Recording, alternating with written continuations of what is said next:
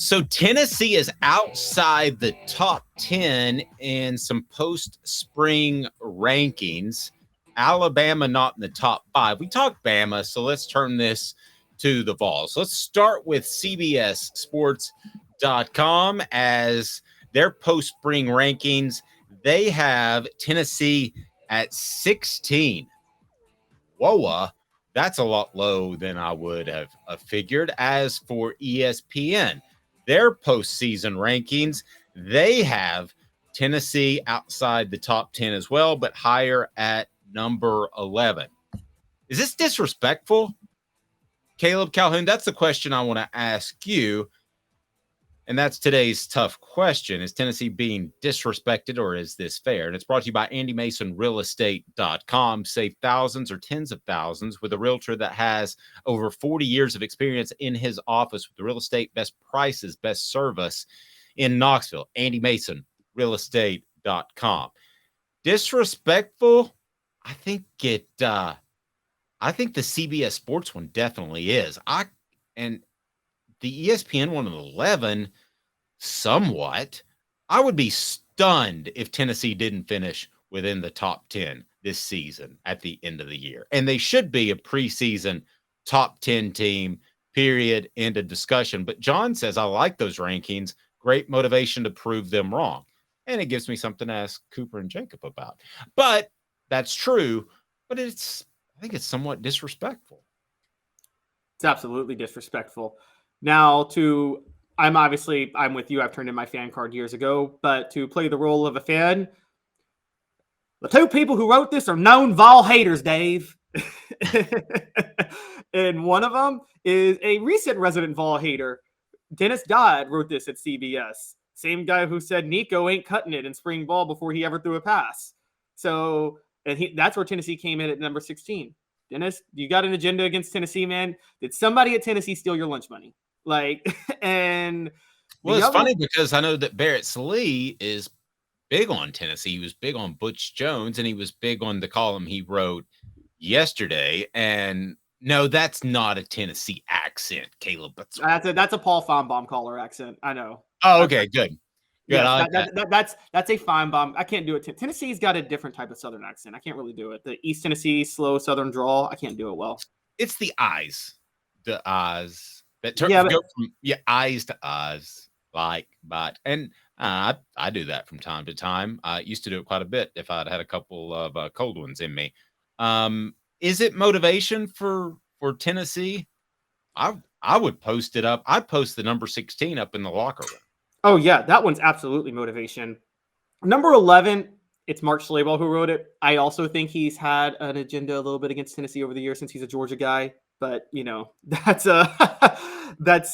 just me saying my conspiracies of Schlabach and Dennis Dodd. But yes, I think 16 is motivating. See, I don't think it's going to be as motivating because they're going to see excuse me, something in my throat. They're going to see a lot of things giving them respect, and they're going to see more giving them respect.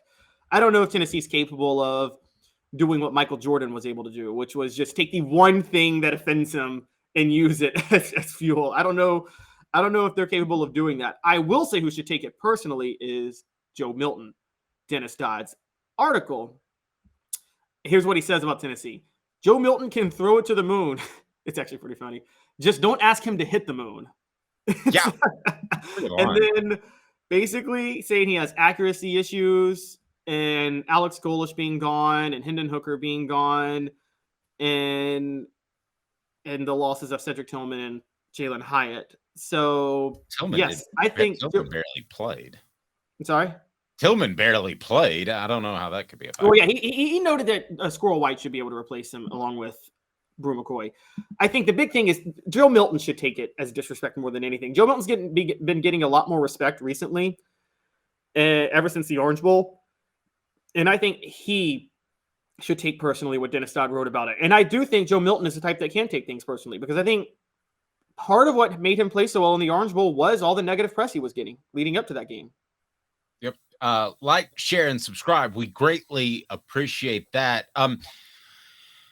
Is Tennessee kind of mini version of Georgia last year on the message board. Georgia was disrespected. They couldn't come out and win another championship because of all they lost. Is that a fair comparison, Caleb?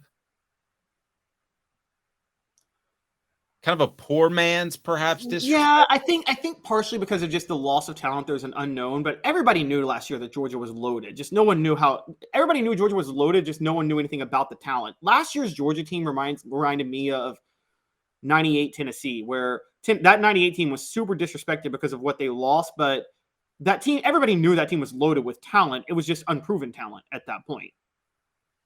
So let me ask you, I'm going to run down these teams really quick. We got Josh Ward coming up, and portions of the program brought to you by Zulbeer, xulbeer.com. They've got parking downtown and a panoramic view of the city, worldwide award-winning craft beer. So I think you would agree, Georgia, Michigan, and Ohio State, which in CBS, those are 1, 2, 3.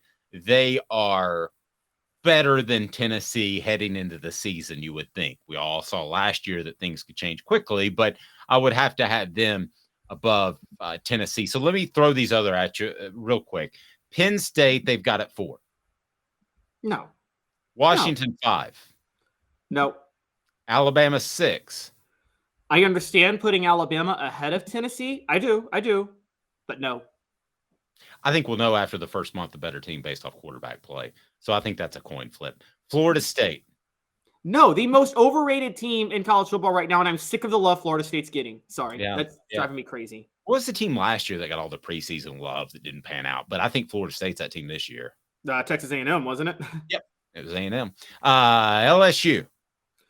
Yes, I actually think they might be better than Tennessee this year. Okay. I could get roll with them over Tennessee.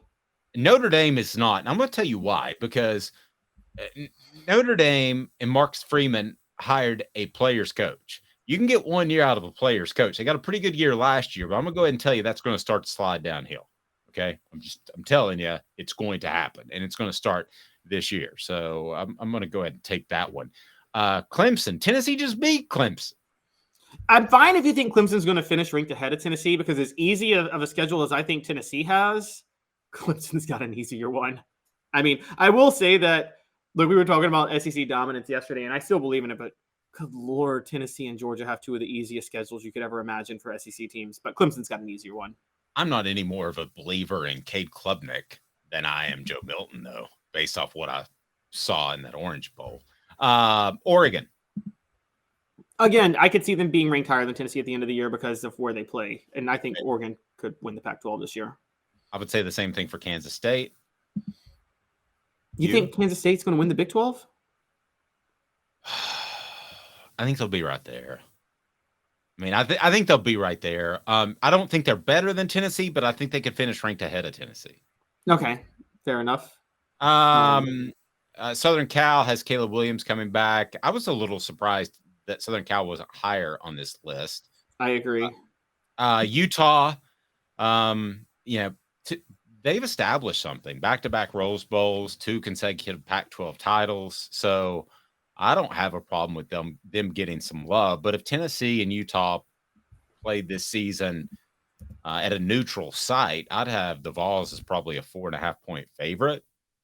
Yeah, I think Utah's maxed out what they can do. Don't you? Like the couple Pac-12 titles, this is all they can really do. And so, like, I don't think that's better than Tennessee. I'm fine with USC or Oregon because I think USC or Oregon could take it to, well, certainly USC could take it to another level. I think Oregon's cap is somewhere above Utah, but below as high as USC could get.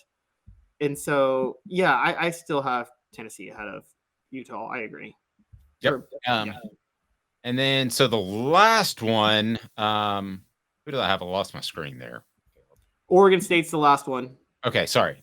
Oregon State, they do have DJ Uiagalelei, career reboot.